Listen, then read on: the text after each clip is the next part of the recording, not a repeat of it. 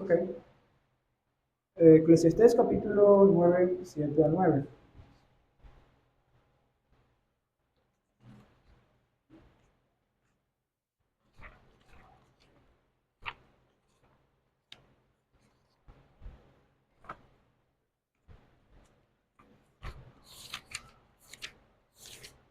Ok, dice así. Anda, come tu pan con alegría. Bebe tu vino con buen ánimo, que Dios ya se ha agradado de tus obras. Que sean siempre blancos tus vestidos y que no falten nunca el perfume en tus cabellos. Goza de la vida con la mujer amada cada día de la fugaz existencia que Dios te ha dado en este mundo. Cada uno de tus absurdos días, esto es lo que te ha tocado de todos tus afanes en este mundo. Y todo lo que te venga a la mano, hazlo con todo empeño, porque en el sepulcro donde te diriges no hay trabajo, ni planes, ni conocimiento, ni sabiduría. Esta nueva probabilidad es Génesis 1, 27 al 31.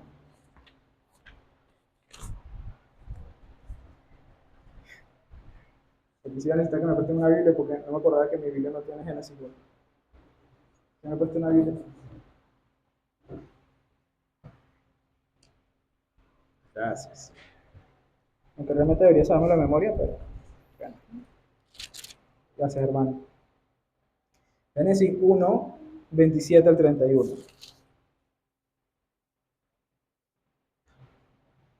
Dice así: y creó Dios al hombre a su imagen, a imagen de Dios lo creó, varón y hembra los creó. Los bendijo Dios y les dijo: fructificad y multiplicaos. Estoy en Reina Valera, discúlpame. Ah, sí, verdad que esto es dual. Ah, aquí mira, ya vi. Discúlpame, hermano. Mucha tecnología para mí. Ok, sí, ahora sí, 27 al 31, leo nuevamente. Y Dios creó al ser humano a su imagen, lo creó a imagen de Dios, hombre y mujer los creó. Y los bendijo con estas palabras: sean fructíferos y multiplíquense, llenen la tierra y sométanla, dominen a los peces del mar y a las aves del cielo y a todos los reptiles que se arrastran por el suelo. También les dijo: yo les doy de la tierra todas las plantas que produzcan semilla, y todos los árboles que dan fruto con semilla, todo esto les servirá de alimento. Y doy la hierba verde como alimento a todas las fieras de la tierra, a todas las aves del cielo, y a todos los seres vivientes que se arrastran por la tierra. Y así sucedió. Dios miró todo lo que había hecho y consideró que era muy bueno. Y vino la noche y llegó la mañana. Ese fue el sexto día. Gracias, hermano. Ahora vamos a ir al texto de la predicación, 1 Timoteo 4, 1 al 5. Primer sermón de la serie. 1 Timoteo 4, 1 al 5.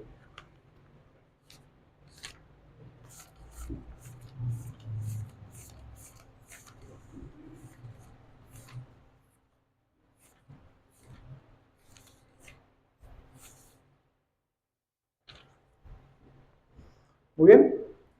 Dice así la palabra del Señor. El Espíritu dice claramente que en los últimos tiempos algunos abandonarán la fe para seguir a inspiraciones engañosas y doctrinas diabólicas. Tales enseñanzas provienen de embusteros hipócritas que tienen la conciencia encallecida, prohíben el matrimonio y no permiten comer ciertos alimentos que Dios ha creado para que los creyentes, conocedores de la verdad, los coman con acción de gracias. Todo lo que Dios ha creado es bueno y nada es despreciable si se recibe con acción de gracias, porque la palabra de Dios y la oración lo santifican. Vamos a orar, hermanos. Amado buen Dios, gracias te doy, Señor, por este tiempo que nos vas a dar para poder escuchar la exposición de tu palabra que trae luz a nuestros ojos. La exposición de tu palabra en la cual tú, Señor, derramas tu gracia sobre tu iglesia. Sabiendo, Señor, lo que tú has prescrito conforme a la predicación, te pedimos que cumplas lo que tú has dicho, Señor. Que tú hables a tu pueblo, que tú edifiques a tu pueblo, que tú exhortes, animes, reprendas y avives a tu pueblo conforme al ministerio de la palabra, Señor. Te pido que tu Espíritu esté con nosotros, iluminando nuestro entendimiento, discerniendo las intenciones del corazón y llevando la palabra a los rincones más internos de nosotros, Señor. Ayúdanos, pues, Señor, a recibir tu palabra con la mejor actitud posible, con un corazón dócil que se somete a tu voluntad, cumpliendo lo que de ella podemos deducir que demanda, y que así vivamos, Señor, rectamente delante de ti. Ayúdame, Señor, vaso de barro que tengo que recibir un tesoro tan increíble como es tu palabra, a proclamar fielmente tu evangelio, a proclamar fielmente este texto, y que tu iglesia pueda ser bendecida a través de los dones del ministerio que tú me has dado, Señor. Ten compasión de nosotros, Señor, porque sin ti nada podemos hacer. Sabemos esto y nos ponemos en dependencia de ti, Señor, porque solamente tú mereces la gloria. Te lo pido, mi Señor, en el nombre de Jesús, tu amado Hijo. Amén. Muy bien, hermanos, el título del sermón de hoy es Gratitud en tiempos de engaño. Agustín de Hipona, el gran teólogo de Hipona del siglo IV, cuenta en sus confesiones, una autobiografía que él escribió, que es muy buena, por cierto, se la recomiendo. Cuenta que antes de conocer a Cristo estuvo años atrapados en una espiritualidad que sonaba elevada, pero que por dentro era una jaula. Él se unió a lo que se conoce como el maniqueísmo. En esa doctrina se dividía la vida entre los más puros, los más espirituales, y los comunes, los que no eran tan espirituales. En esta doctrina, hasta la comida se volvió un asunto de salvación. Para él, el alimento no era un don del Creador, sino una moneda espiritual, un pago espiritual que se daba para poder conseguir bienes espirituales de la misma manera. Agustín llegó a creer que si llevaba comida a los que eran llamados electos, ellos, por su supuesta pureza, podrían procesar esos alimentos y producir beneficio espiritual para otros, obviamente incluyendo a Agustín, ¿no? Con el tiempo, el Evangelio alcanzó a Agustín de una forma bastante dramática, y luego Agustín miró hacia atrás lo que había sucedido y reflexionó al respecto, y entendió que aquello que le había pasado no era santidad, era engaño con apariencia de sabiduría, era una religión que sospecha de la creación de Dios y fabrica reglas para sentirse limpio, pero claramente era una falsedad. Y usted podría pensar que, bueno, eso fue algo del siglo IV, que pasó hace mucho tiempo. Sin embargo, lastimosamente, puede parecer sorprendente, pero el día de hoy todavía la iglesia sigue enfrentándose con doctrinas, herejías, tendencias, filosofías que tienden a hacer exactamente esto. Condenar la creación y pensar que porque somos abstemios o cualquier otra cosa somos más espirituales o más morales que otras personas. Realmente nosotros seguimos enfrentándonos a enseñanzas similares, ya no a través del maniqueísmo u otras herejías que ya desechamos, sino a través de dividir lo espiritual del resto de la creación, casi que poniéndolas en conflicto, ¿no? Esto, que ha sido llamado de múltiples maneras, es un horror que persigue a los hijos de Dios alrededor del tiempo y en nuestros días sigue sucediendo. No deja de ser una realidad. Pero esa misma lógica es la que Pablo denuncia en 1 Timoteo capítulo 4, versículo 1 al 5. En los últimos tiempos aparecerán doctrinas que prohibirán lo que Dios creó, es decir, prohibirán el casarse y prohibirán ciertos alimentos. Estas doctrinas atan conciencias y llaman impuro lo que Dios llamó bueno.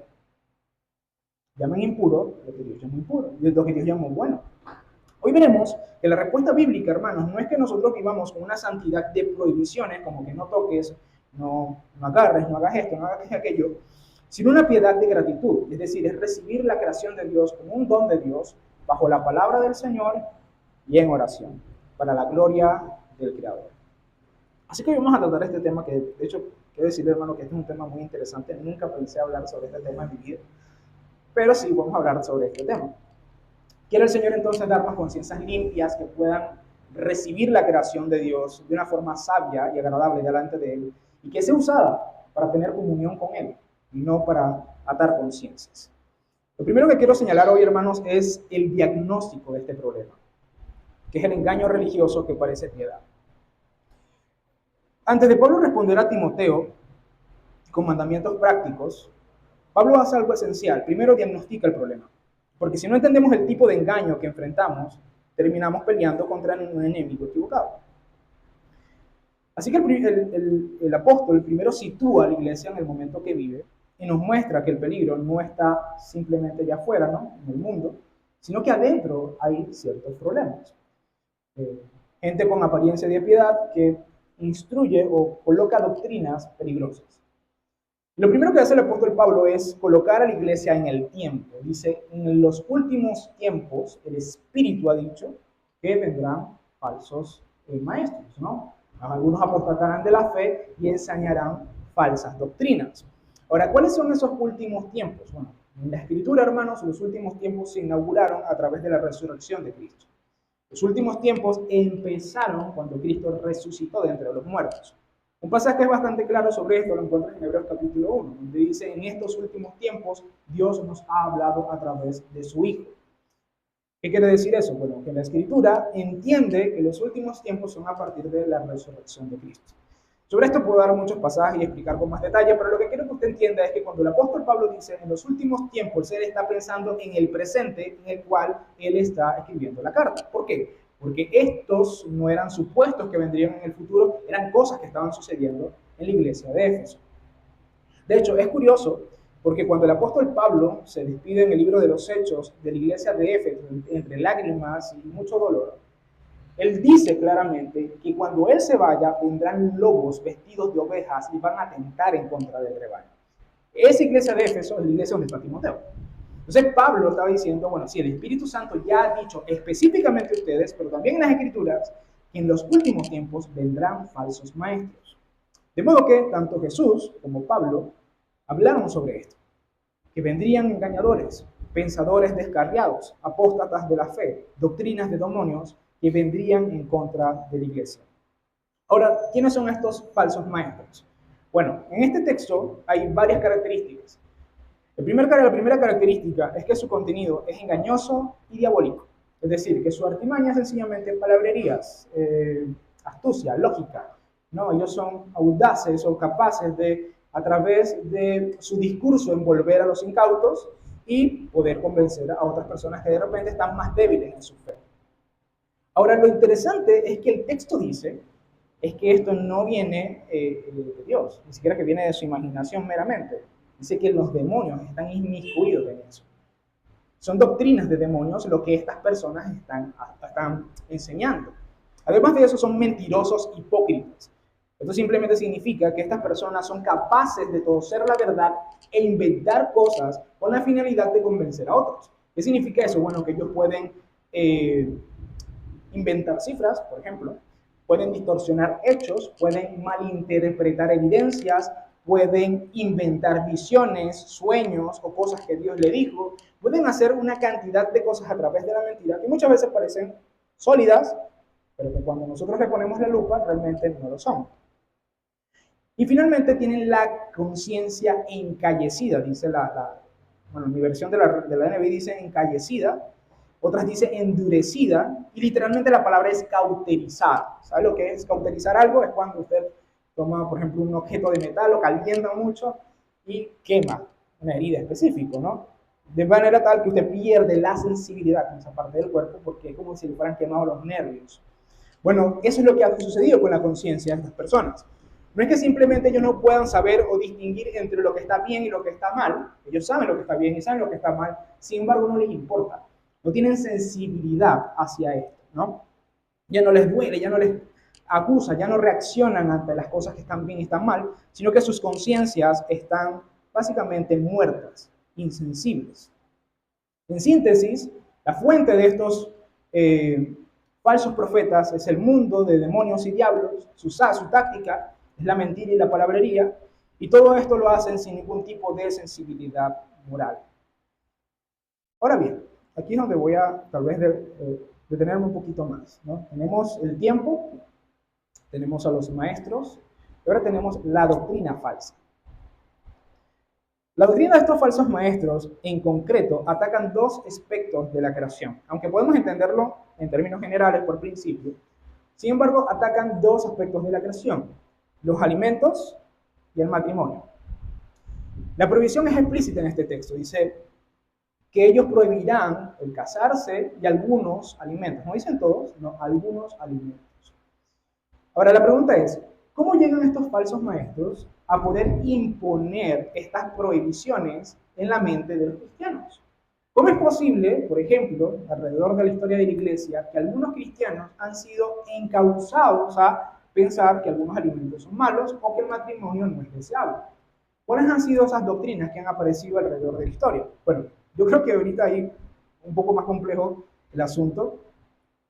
Pero en la historia de la iglesia se ha visto a través de dos doctrinas específicas o versiones de estas dos doctrinas. La primera es el ascetismo Y la segunda es el dualismo. Memoricen, ascetismo y dualismo. Ascetismo y dualismo. Ok, la primera es el ascetismo. El ascetismo enseñaba que había cierta virtud en la abstención de ciertos alimentos y de ciertos placeres, y que estos tenían poder espiritual, sea con respecto a la carne o incluso hasta contra los demonios. No sé si usted ha escuchado alguna vez a un cristiano hablar que el ayuno es una forma de derrotar principados y potestades. Bueno, eso es una forma de ascetismo. Es pensar que las privaciones físicas de alimentos, el matrimonio o cualquier otra cosa tiene alguna implicación real en asuntos espirituales como los placeres de la carne, el pecado o los demonios como tal, ¿no? Colosenses capítulo 2, versículo 20 al 23 señala esto. Dice así: si con Cristo ustedes ya han muerto a los principios de este mundo, ¿por qué como si todavía pertenecieran al mundo se someten a preceptos tales como no tomes en tus manos, no pruebes, no toques? Estos preceptos basados en reglas y enseñanzas humanas se refieren a cosas que van a desaparecer con el uso. Tienen sin duda apariencia de sabiduría, con su afectada devoción, falsa humildad y severo trato al cuerpo, pero de que nada sirven frente a los apetitos de la carne. Fíjense bien cómo el apóstol Pablo diagnostica esto, ¿no? Él no dice que esto sea cristianismo, él dice que son principios de este mundo. Me parece muy interesante esa declaración. ¿Por qué? Porque pueden parecer principios cristianos, pueden parecer sabios según Pablo, pueden transmitir aparente humildad y severo trato al cuerpo, pero que en contra de los apetitos de la carne no hacen absolutamente nada. No hacen absolutamente nada en contra de los apetitos de la carne. Entonces, por ejemplo, usted podría pensar que si usted ayuna mucho, entonces eso significa que usted realmente está matando a la carne, le estoy haciendo pasar hambre a la carne, y así es que yo voy a crecer espiritualmente. Bueno, el apóstol Pablo dice que primero esos son principios de este mundo, y esos no son lo que la Biblia enseña, y segundo que eso no tiene ningún tipo de efecto sobre los deseos pecaminosos de la carne. Eso realmente no genera ningún tipo de resultado en términos espirituales. Ahora, ¿por qué muchas veces los cristianos nos hemos sentido tan atraídos hacia esta doctrina? Porque es una doctrina que básicamente nos da control y nos hace sentir como que la cosa es un poquito más fácil, ¿no? Claro, porque si el cristianismo se basa simplemente en un montón de reglas en las cuales tú no tocas, no bebes, no comes, entonces es realmente bastante sencillo. Basta con que yo deje comer ciertos alimentos, basta con que yo deje de ver ciertas películas, basta con que yo deje un montón de cosas que son parte de la creación y ya eso significa ser cristiano. Querido hermano, yo he conocido muchos cristianos que tienen esa idea y son muy malos cristianos.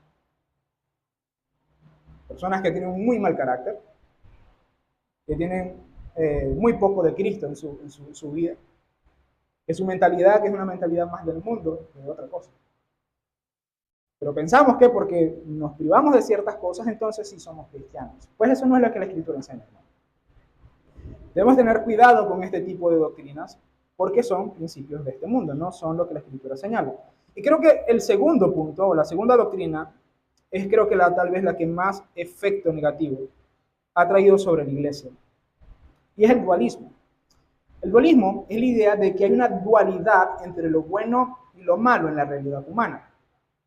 Que sí existe, pero no referente a lo que voy a explicar actualmente.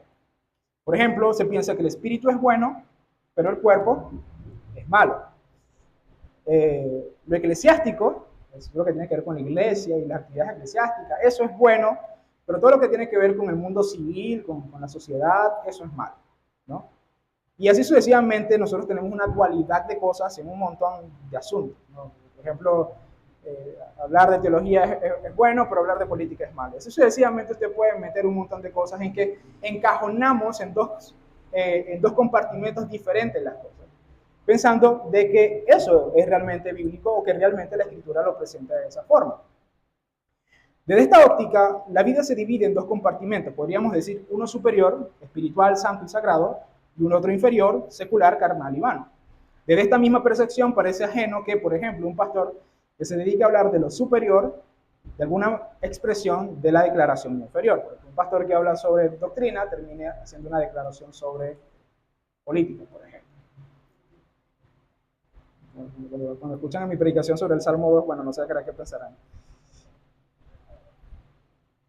En nuestra cristiandad, hermanos, en la modernidad cristiana, el dualismo se ve en la separación tan marcada que nosotros encontramos en ciertas terminologías. Por ejemplo, nosotros hablamos mucho de la vida secular y de la vida cristiana, como si Dios hablara o usara tales categorías para hablar con respecto a nosotros. Y permíteme aclarar una cosa, hermano. Yo sí creo que hay cosas santas y apartadas por Dios. Pero tampoco se trata de que como que Dios es Dios solamente sobre las cosas santas y apartadas y todo lo demás, tú puedes como que vivir o hacer lo que te dé la gana. ¿No? Pues no es así. Por ejemplo, yo creo que el día de reposo, el domingo, es un día santo, porque el Señor lo dice en su palabra, ¿no?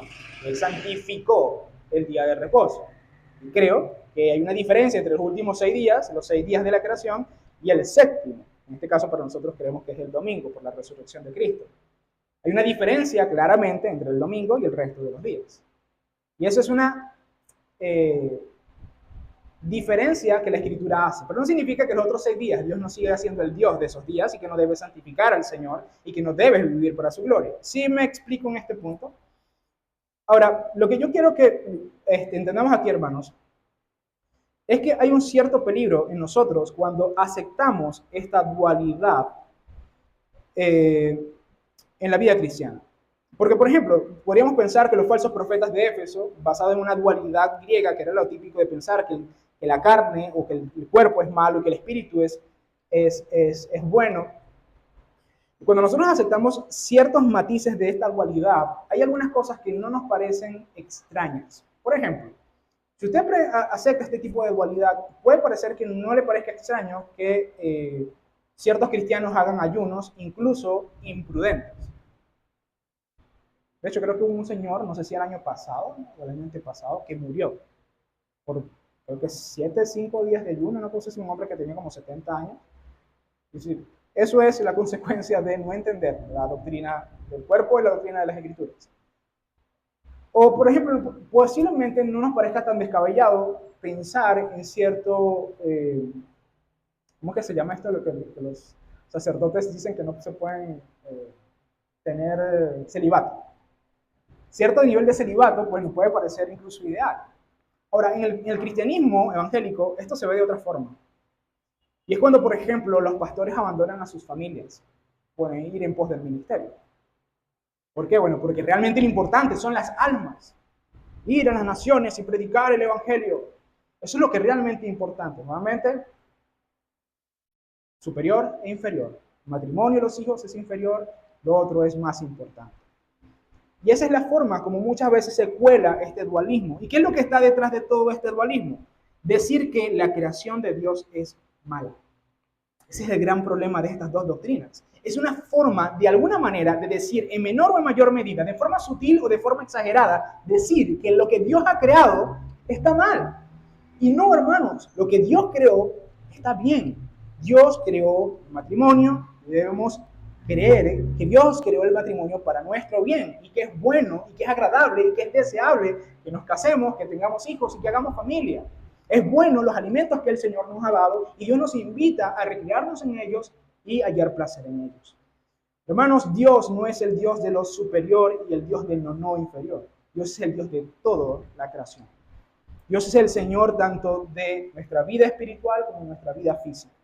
Dios cuando creó a Adán y Eva no creó almas incorpóreas en medio de una realidad de ángeles y sin estética. No, hermanos, Dios creó una realidad física que Dios vio en ese momento, dijo que era bueno y mandó a cultivar, a crear, a multiplicarse. Ese es el ideal del cristiano. Vivir en un mundo creado por Dios en comunión con Dios. Ahora bien, esto es lo que nosotros nos encontramos con el diagnóstico de los falsos profetas en nuestro tiempo. Ahora, ¿cuál es la respuesta bíblica que nosotros debemos dar? Este es el segundo punto. Tenemos el diagnóstico, ahora tenemos la respuesta bíblica. Y la respuesta es simplemente que la creación es buena y debe ser recibida con gratitud. La creación es buena y se recibe con gratitud. Como vimos, hermanos, las doctrinas que presentan estos falsos maestros es falsa, no solamente porque aten conciencias, que es lo que hacen, sino porque niegan las declaraciones mismas de la Biblia. La creación es buena, la comida es buena, el matrimonio es bueno. Estas declaraciones tienen peso en la vida del creyente, no solamente porque nos ayudan a relacionarnos con la creación, sino porque nos llevan a relacionarnos correctamente con el Creador. Fíjense, por ejemplo, lo que dice el versículo 4, la primera parte. El apóstol Pablo responde a esta situación diciendo, todo lo creado por Dios es bueno y nada es despreciable. Todo lo creado por Dios es bueno y nada es despreciable. Primero está la palabra buena. Y aquí es como una clase de cura en contra de las categorías morales que colocaban los falsos maestros en ciertos alimentos. Es decir, ellos decían que ciertos alimentos eran malos, que colocaban categorías morales a los alimentos. Bueno, el apóstol Pablo está haciendo exactamente lo mismo, pero en vez de colocarle una categoría moral negativa, está colocando una categoría moral positiva, diciendo todo lo que Dios creó es bueno, es decir, es para tu bien. Dios lo creó para beneficiarnos, para darnos que comer, para sustentarnos. Todo lo que Dios creó es bueno, pero no solamente que debe ser considerado como bueno, sino que nada es despreciable. Es decir, no debemos ponerlo en poco, bueno, sí es bueno, pero no tanto, ¿no? De quitarle su valor, de evaluar el valor de la creación. Pues esto es lo que la Escritura nos dice que no debemos hacer. Debemos considerar, hermanos, más bien que toda la creación es buena y no es despreciable. Debemos exaltar su valor y reconocer su valor moral dado por Dios. Ahora, ¿de dónde Pablo saca esto? ¿De dónde viene el apóstol Pablo diciendo esto? Bueno, hermanos, eso lo vimos en Génesis capítulo 1, pero quiero extender un poco más el pasaje. Si puede, por favor, busque Génesis 1 y veamos algunos textos que están allí. Primero vamos a leer el versículo 11 al 12. Versículo 11 al 12. Mientras usted va buscando allí, voy a tomar un poco de agua.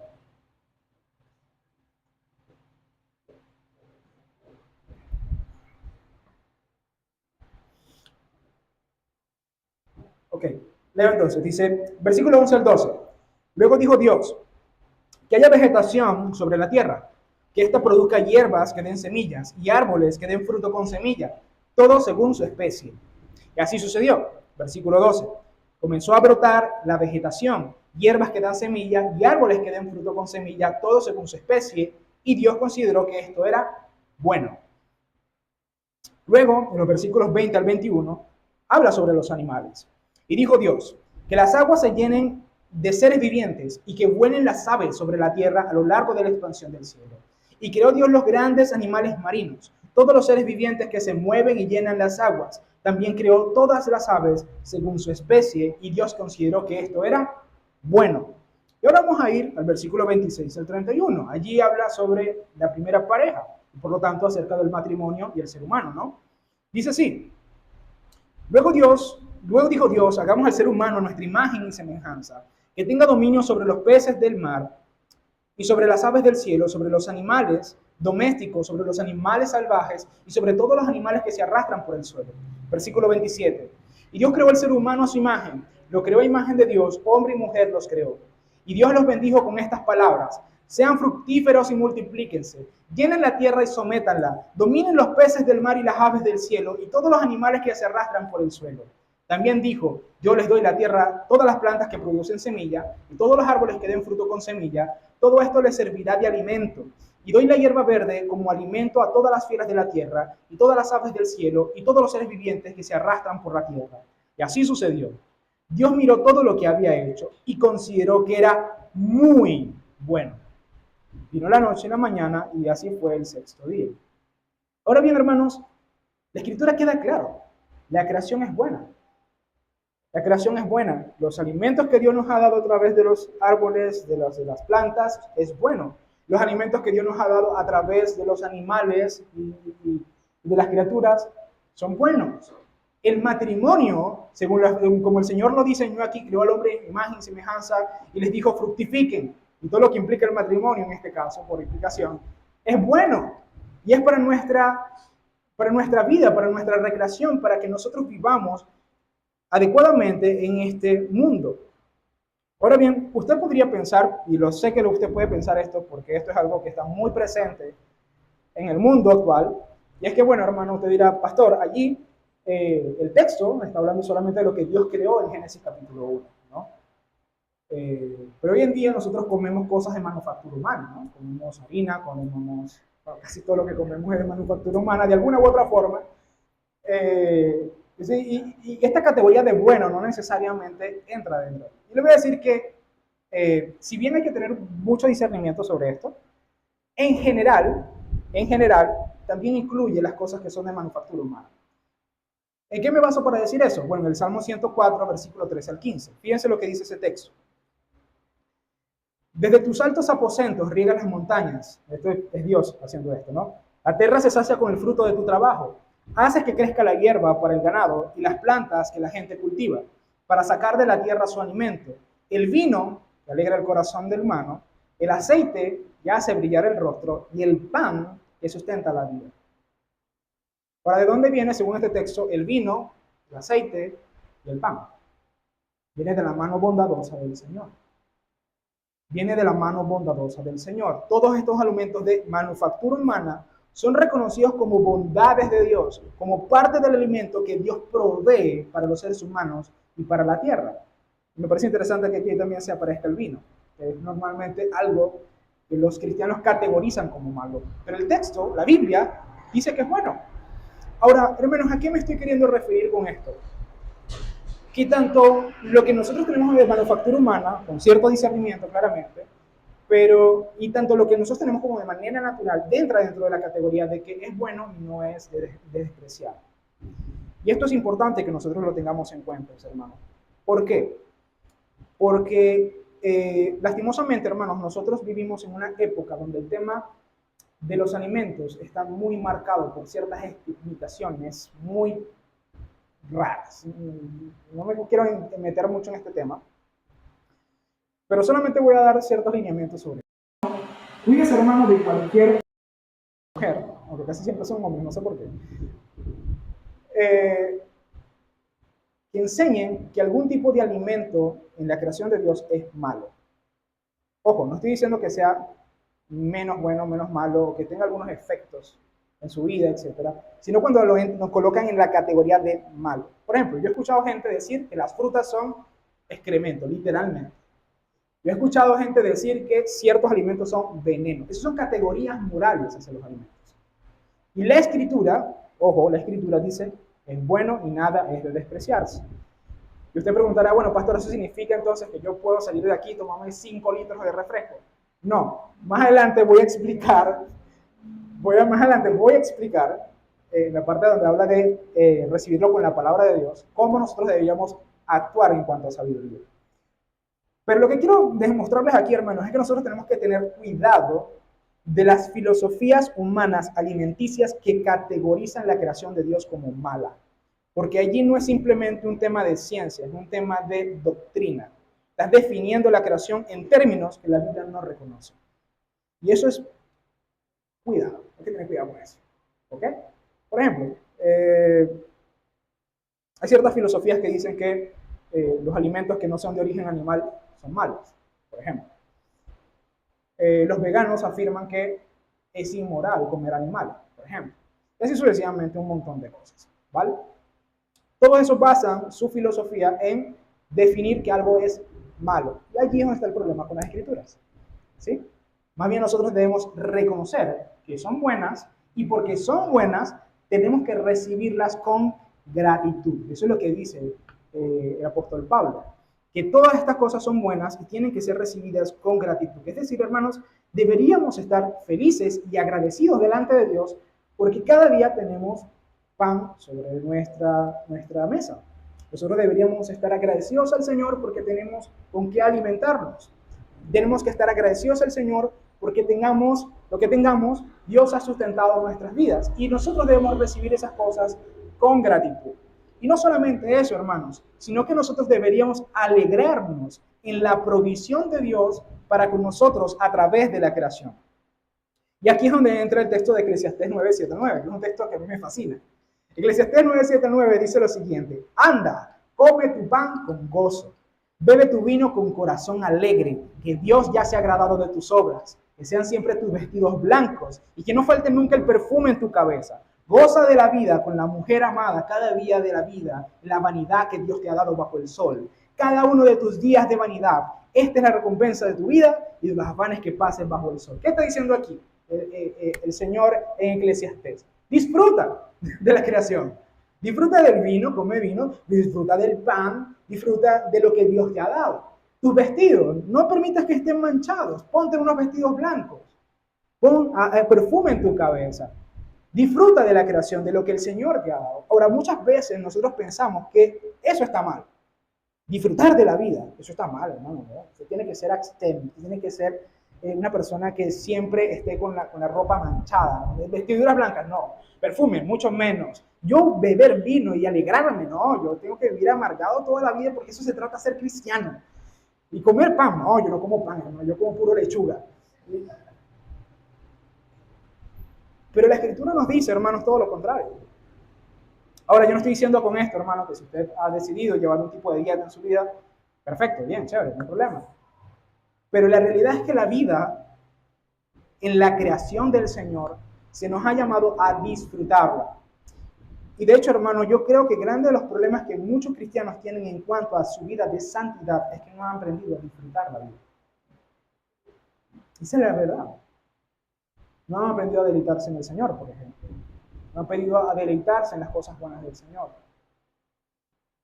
A veces, de repente, no sé, disfrutan algo de la vida y se sienten mal porque lo disfrutaron, como que si Dios los llamó a vivir de forma amargada.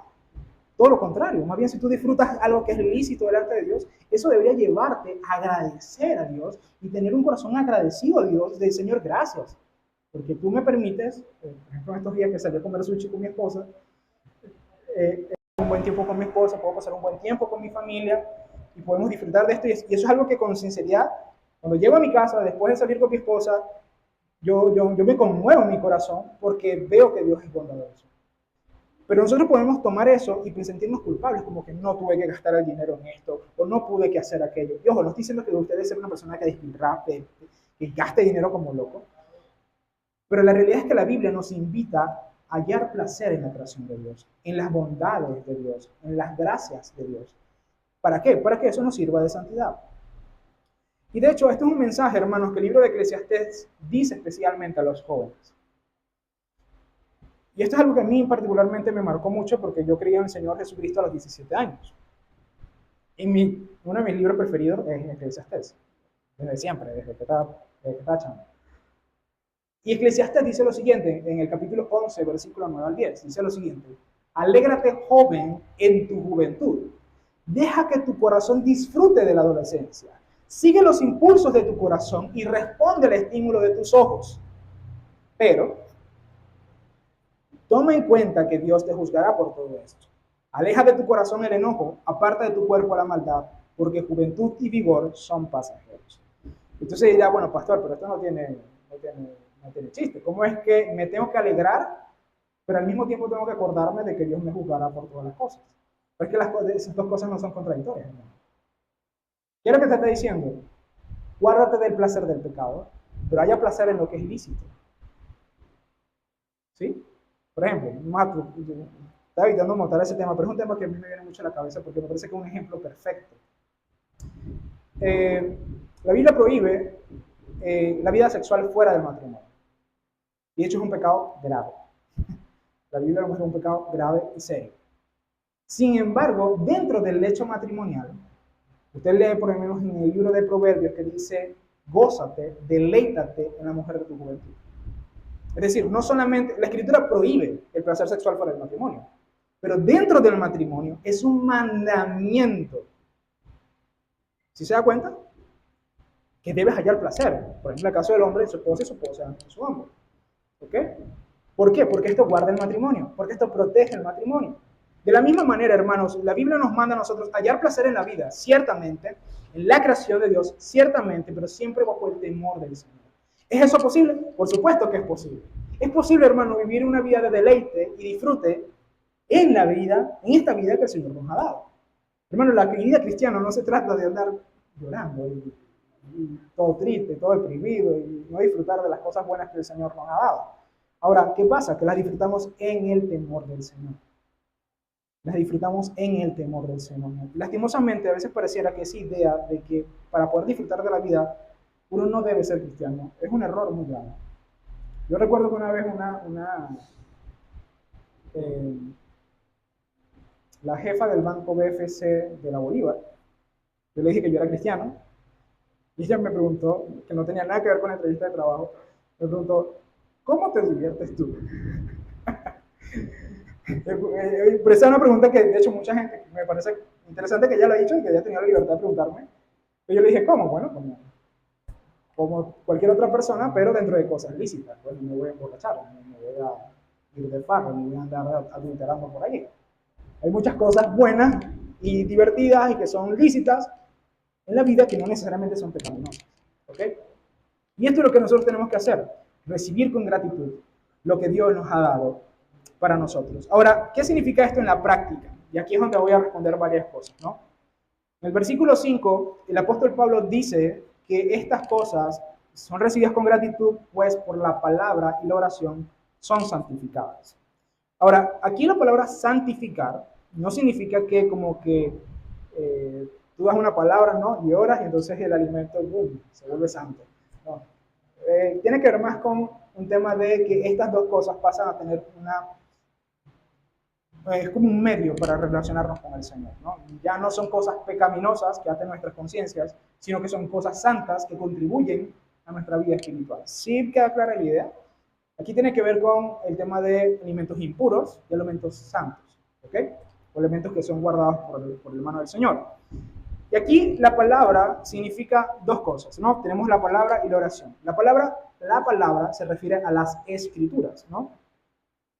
Y se usa de dos formas. Uno, para definir las cosas y dos, para establecer los parámetros con los cuales nosotros deberíamos relacionarnos con la creación. ¿Vale?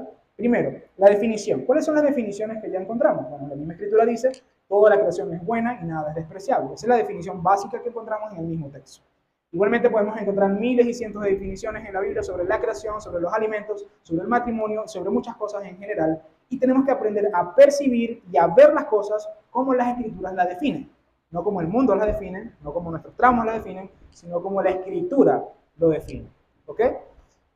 Pero bueno, no más importante, pero sí en una categoría mucho más dedicada o más extensa, es los principios y ejemplos bíblicos que nosotros encontramos en las Escrituras para relacionarnos con la creación.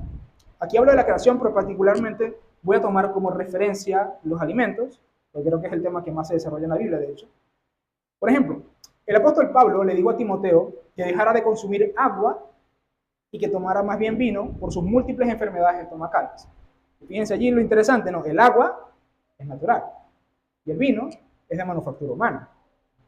Sin embargo, él dice, deja de tomar agua y toma vino. ¿El apóstol Pablo está diciendo que fuera un borracho? No, sino que en aquel entonces el agua no tenía ese tratamiento que tenemos hoy en día, que se le quitan todos sus contaminantes, y el vino, por ser fermentado, estaba, por lo menos en términos de salud, mucho mejor para la condición física que tenía Timoteo. Y esto, por ejemplo, nos da un tip, ¿no? Hay gente que por condiciones médicas no debería tomar ciertas cosas que pueden ser naturales, pero que no deberían. Por ejemplo, si tú tienes diabetes, usted no debería estar comiendo fruta como loco, a pesar de que la fruta es buena, pero tiene una condición médica que implica que tiene que... Sí, exactamente. Igualmente pasa, si usted tiene 300 kilos de peso, no es que tiene que categorizar la arepa como mala, pero tal vez no sea lo más sabio. ¿Okay? Aquí vamos con el tema de la escritura nos da principios que vemos con claridad que están relacionados a nuestra realidad y cómo nos relacionamos nosotros con la creación. Por ejemplo, el apóstol Pablo en otra ocasión afirmó que si comer carne ponía en peligro la santidad de los hermanos, lo dijo en 1 Corintios, entonces no comería carne jamás. ¿Por qué? Porque la carne que se vendía en el mercado de Corinto era una carne sacrificada a los ídolos. La conciencia de muchos hermanos estaba en peligro a causa de eso. Entonces, ¿qué dijo el apóstol Pablo? No comeré carne nunca, si eso lleva a mi hermano a pecar. Ahora bien, yo creo que los principios referentes a este tema y referente a muchos otros temas se resuelven en 1 Corintios capítulo 10, 23 al 24 y versículo 31. Dice así, todo está permitido, pero no todo es provechoso. Todo está permitido, pero no todo es constructivo. Que nadie busque sus propios intereses, sino los del prójimo. En conclusión, ya sea que coman o beban o hagan cualquier otra cosa, háganlo todo para la gloria de Dios. ¿Y por qué cito este texto?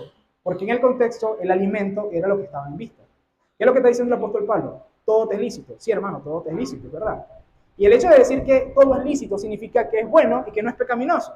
Sin embargo, ¿todo es provechoso? Ahí está el punto. Usted puede tomarse 4 litros de refresco, pero ¿eso es provechoso para usted? Claramente no. Entonces, no es porque usted esté diciendo que eso sea veneno, que eso está mal, que, bueno, el refresco no estoy seguro si categorizarlo, pero por lo menos en cualquier otra cosa, no es que decir que es veneno, que está mal o que darle esas categorías, pero no necesariamente significa que eso sea lo mejor para usted. Entonces hay que decir, bueno, es lícito sí, pero me es provechoso, ahí es donde la cosa se complica. Dice el apóstol Pablo, todo está permitido, pero no todo es constructivo. Es decir, puede ser que, por ejemplo, el alcohol sea lícito, pero no necesariamente significa que sea edificante para usted o para las demás personas. Usted se la pasa bebiendo media caja de cerveza todos los días, por ejemplo. O sea, no es sabio, por ejemplo, pautar de eso. Ahora, ¿significa que la Biblia categoriza el alcohol como malo? No, nosotros vemos la Santa Cena con vino. Y la Escritura habla del vino de formas positivas en muchas ocasiones. Que nadie busque el prójimo. Puede ser que mi forma de no beneficie a mi prójimo. Puede ser que mi forma de alimentarme esté causando daño a mi familia. Y finalmente, hermanos, lo más importante de todos es que dé gloria a Dios. ¿Qué es realmente lo que más da gloria a Dios? ¿Qué es realmente lo que me es más útil para glorificar al Señor? Si yo tengo un estilo de vida o la manera como me relaciono con la creación no es adecuada para que Dios sea glorificado, entonces no lo hago. Pero yo tenía una amiga que ella practicaba pinball. Yo siempre he querido ir a uno de esos, pero nunca he podido. Pero el problema que tenía esta hermana con esto, de una hermana en la fe, ¿ok? La Pimpi está en Colombia ahorita.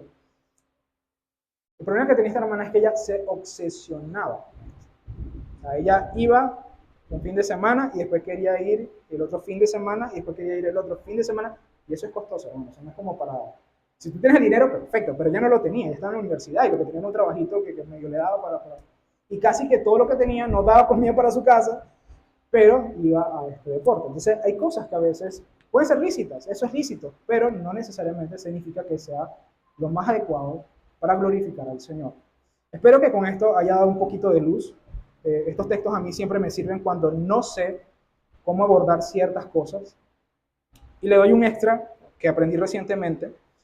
Si usted consume algo, interactúa con algo o hace uso de algo por lo cual no pueda dar gracias a Dios, entonces preferiblemente no hacer uso de él. Si usted, por ejemplo, no puede dar gracias a Dios por la serie que ve, no la ve. Si usted no puede dar gracias a Dios por la comida que come, no la coma. Pues. Porque significa que no la está recibiendo con gratitud, como dice la Escritura. Dice, esto es buena y no debe despreciarse y debe ser recibida con gratitud, porque por la oración la palabra es santificada. ¿Ok?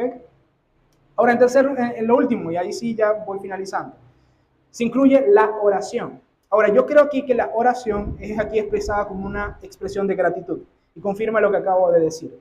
La oración santifica la creación porque nosotros hacemos que esto sea recibido como un don de Dios y no como un perjurio hacia nosotros. Es decir, cuando tú das gracias por algo, estás diciéndole a Dios, Señor, yo reconozco que eso viene de ti, que es tu mano bondadosa para conmigo y por lo tanto, esto es algo por lo cual yo doy gracias.